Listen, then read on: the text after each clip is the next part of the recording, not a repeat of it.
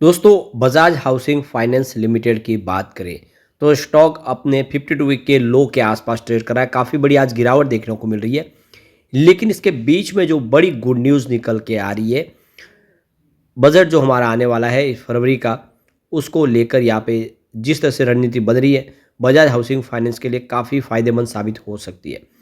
दूसरी तरफ जो नया शेयर होल्डिंग पैटर्न निकल कर आया है, वो इशारा कर रहा है कि गिरावट का फ़ायदा बड़े फंड हाउस जम के उठा रहे और रिटेल इन्वेस्टर यहाँ पे काफ़ी ज़्यादा डर रहे। दूसरी तरफ देखें तो कंपनी ने फंड रेज किया है एनसीडीएस के माध्यम से, क्योंकि कंपनी के पास इस समय बिजनेस बहुत अच्छा है, लगातार बिजनेस ग्रो कर रहा है और आप देख ही सकते हो कि कंपनी अफोर्डेबल हाउसिंग में सबसे आगे है। ऐसे में क्या उम्मीद है, ये जो इतनी भयंकर गिरावट है उसके बाद में क्या बाउंस बैक की संभावना बनती है या फिर अभी भी गिरावट का सिलसिला जारी रहेगा, समझने की कोशिश करेंगे इस वीडियो के माध्यम से। लेकिन फ्रेंड्स, उससे पहले अगर आप पहली बार हमारे चैनल पे आए तो चैनल को सब्सक्राइब कर दीजिए, एक बेल आइकॉन दबा दीजिए ताकि जब भी नया वीडियो बने पहला नोटिफिकेशन आपको मिले। वीडियो पसंद आए तो लाइक से जरूर कीजिए। चलो फ्रेंड्स, वीडियो स्टार्ट करते हैं। मैं हूँ आपका दोस्त एस बी दवे और हमारे अपने चैनल ऑनलाइन कमाई में आपका बहुत बहुत स्वागत है। तो सबसे पहले बजाज हाउसिंग फाइनेंस लिमिटेड के कारोबार की बात करें तो इस समय स्टॉक 88.52 पर ट्रेड करता हुआ आपको दिखाई देगा। आप देख ही सकते हो, गिरावट दिखाई दे रही है, 2.24% की गिरावट है। तो काफ़ी ज़्यादा इस समय स्टॉक दबाव में दिखाई दे रहा है। तो 90.55 पर क्लोजिंग कल की थी, 90.78 पर पॉजिटिव शुरुआत हुई, लेकिन जहाँ से शुरुआत हुई वहीं से दबाव की स्थिति बन गई। यही इंट्राडे का ही आप देख सकते हो। उसके बाद में स्टॉक लगातार गिरने लगा और 88.41 पर आ गया। अब आप देख ही सकते हो, इसका जो 52 वीक का लो है वो 88.14 का। इसका मतलब ये है कि स्टॉक अपने 52 वीक के लो के आसपास आ गया, जबकि हाई 136 का है। स्टॉक लगातार गिरा है और बहुत ज़्यादा लोगों को इसने नुकसान पहुंचा दिया है। तो यहाँ पे आप देख ही सकते हो, 3 मंथ का जो हाई है 112 का, स्टॉक उससे काफ़ी नीचे आ गया, जबकि 3 मंथ का हाई इसका 112 का है और 1 ईयर का हाई इसका 136 का है। स्टॉक लगातार नीचे आया, जबकि आईपीओ के बाद इसने 188 का एक फ्रेश हाई बनाया था। आईपीओ आने के तीसरे दिन ही आप देखिए 188 तक चला गया था स्टॉक। उसके बाद गिरावट का सिलसिला ऐसा शुरू हुआ कि स्टॉक काफ़ी नीचे आ गया। इस समय इसने 88.14 का एक फ्रेश लाइफ टाइम लो बना दिया है और यही इसका आप देखें आईपीओ के बाद का सबसे बड़ा लो है जो इस समय स्टॉक दिखाई दे रहा है। बहुत ज़्यादा कमज़ोर साबित हो रहा है इस समय स्टॉक। तो बजाज ग्रुप का मजबूत सपोर्ट होने के बाद भी स्टॉक यहाँ पे रुक नहीं रहा है। अब देखिए तो पिछले एक सप्ताह में यहाँ पे 5.34% के आसपास की गिरावट हो चुकी है स्टॉक में ऑलरेडी। 1 मंथ के हिसाब से 7.72% की गिरावट हमें देखने को मिली है, जबकि 3 मंथ का जो लो है वो 20.05% निगेटिव है और 6 मंथ में इसमें 27.14% के आसपास की गिरावट हुई है। 9 मंथ की बात करें तो 32.53% के आसपास की गिरावट है। ओवरऑल अगर आप देखेंगे तो स्टॉक लगातार गिरा है, काफ़ी ज़्यादा कमज़ोर साबित हुआ है और आने वाले समय में उम्मीद है कि यहाँ से बेहतर करेगा। अब यहाँ पे जो बड़ी अपडेट निकल के आ रही है, 22 जनवरी 2026 यानी कल आप देखिए बोर्ड ऑफ डायरेक्टर की मीटिंग हुई थी, जिसमें एनसीडीएस जारी करने का फैसला हुआ। तो करीब यहाँ पे 50,000 एनसीडीएस जारी किए, जिसकी face value 1 lakh rupees each है। तो 500 करोड़ रुपीज़ की फंड रेजिंग की गई है इस एनसीडीएस के माध्यम से। तो ये डिबेंचर्स बॉन्ड्स जारी किए गए हैं कंपनी की तरफ से, जो होलसेल डेट मार्केट में इनको बीएसई पर लिस्ट किया गया है। तो देख सकते हो कि काफ़ी अच्छा पॉजिटिव रेस्पॉन्स रहा है इसका। अगर 10 ईयर देखें तो ये 1096 डेज के लिए ये बॉन्ड्स जारी किए गए हैं।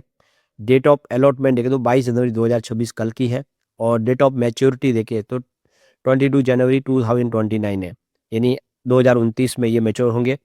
यहाँ पे कूपन के इंटरेस्ट रेट ऑफर जो की है वो 7.25% पर एनुअल के हिसाब से है।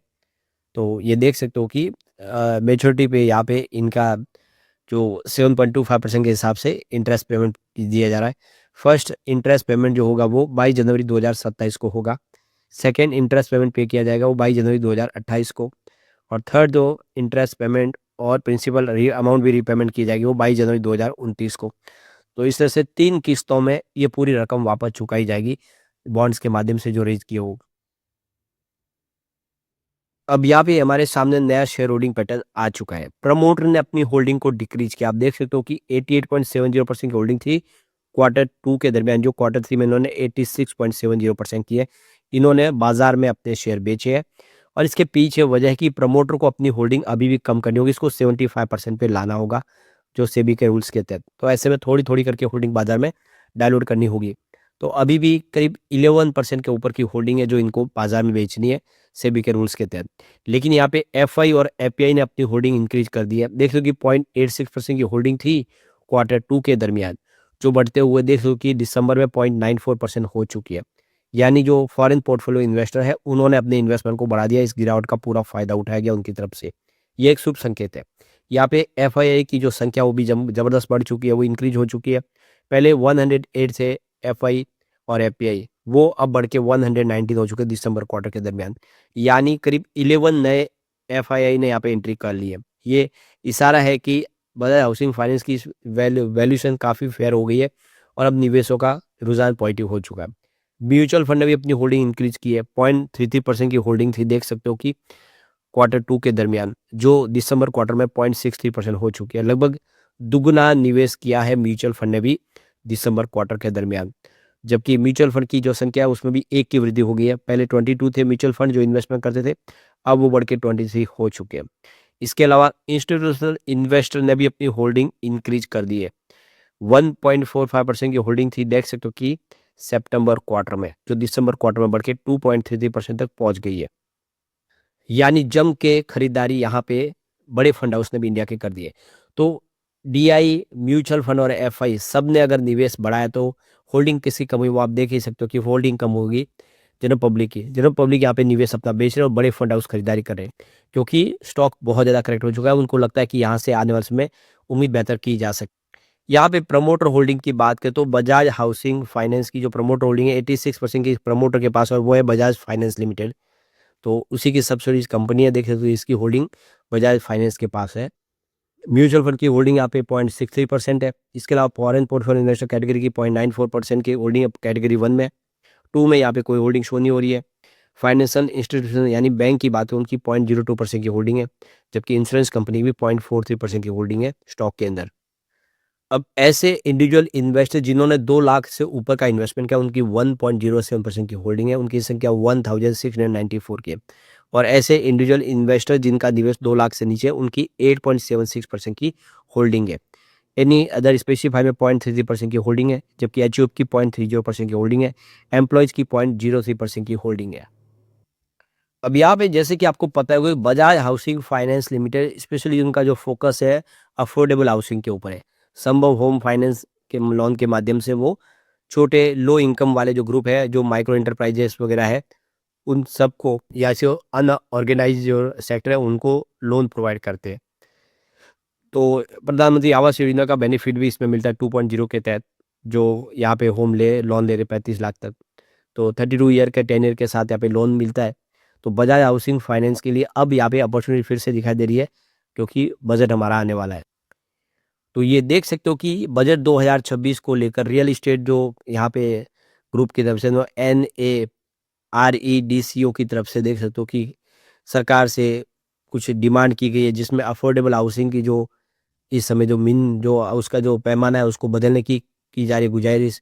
जो 45 लाख रुपए थे उसको बढ़ा के करीब 80 लाख करना है। इसके अलावा रेंटल हाउसिंग के ऊपर भी सरकार को इंसेंटिव दे, जिससे ज़्यादा से ज़्यादा जो नए बिल्डर है वो रेंटल हाउस भी बनाए।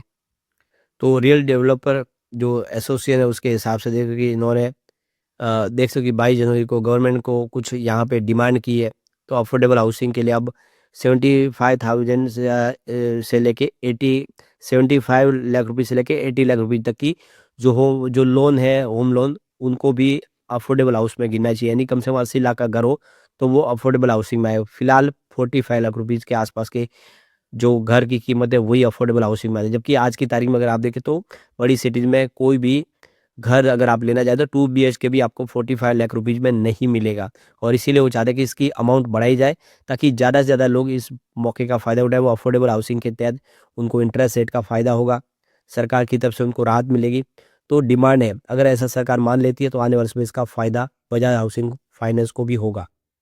इसके अलावा जो इस सेक्टर की जो सबसे बड़ी डिमांड है कि जो इंटरेस्ट के ऊपर आप देखिए, जो लोन पे जो टैक्स डिडक्शन वगैरह होता है वो भी 2 लाख तक का ही है, उसको 5 लाख किया जाए।